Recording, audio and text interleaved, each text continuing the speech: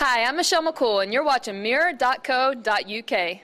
So, Michelle McCool, you're the SmackDown Divas Champion. Talk us through this belt. Do you go out wearing that when you go out on the town or anything like that? When I go out in town the first night, maybe, but since then it's pretty heavy, so it's kind of hard to wear all the time. But I do take pride in it, so it's definitely with me at all times. And do you carry it to the ring over your shoulder if it's too heavy to wear on your hips? It's too heavy. I actually started wearing it on my hips because my belief is I'm an old school, wrestling fan, and belts are made to be worn. So I started wearing it, but it's so big on my waist that it kept flying up and down. So now, I carry it on my shoulder. You say you're an old school wrestling fan, so how did you discover your aptitude for grappling? Well, I've been a tomboy my whole entire life, and I actually grew up watching it with my dad and my grandfather. My dad took my brother and my cousin to the very first WrestleMania, but said I was too young. So begged and pleaded, next time they come, you've got to take me, Dad. I was only 3 at the time. Of course, I was too young.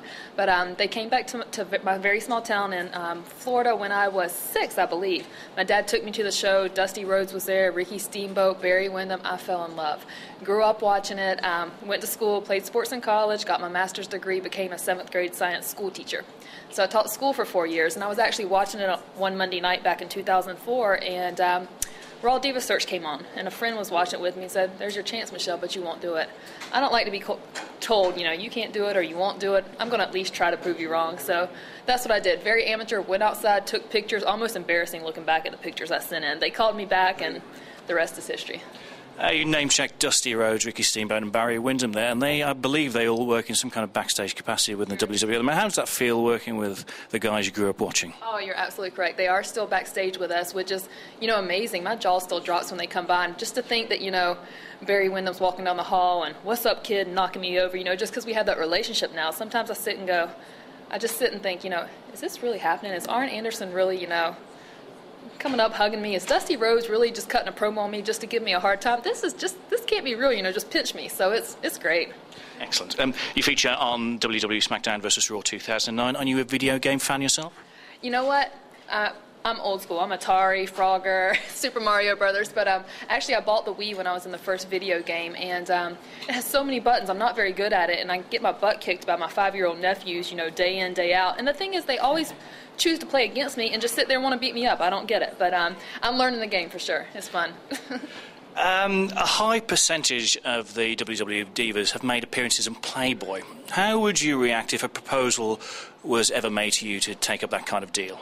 Well, if a proposal has been made or was to be made in the future, a lot of the girls have done Playboy before, and that's their personal choice, that's their personal preference. They've done, some beautiful, classy pictures, but it's not for me. It's definitely not for me. It's for now, I'll be keeping my clothes on. And this is not a knock on any of the other divas, but a lot of them wanted to work in entertainment as performers, maybe not in WWE, but it seems that you're a wrestling fan first and foremost. So you're obviously capable of holding yourself in the ring. You've endured quite a few injuries. Can you tell us about when you got hospitalised with kidney, rib and nose injuries, I believe?